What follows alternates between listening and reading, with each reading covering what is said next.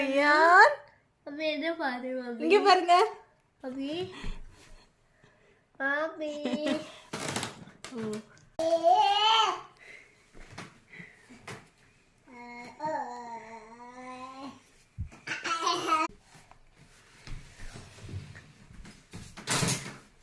பார்த்து மம்மி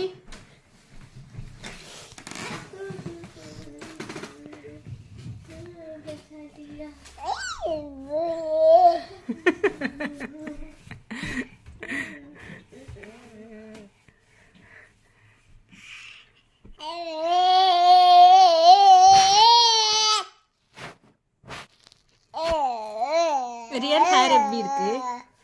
என்னம்மா அது?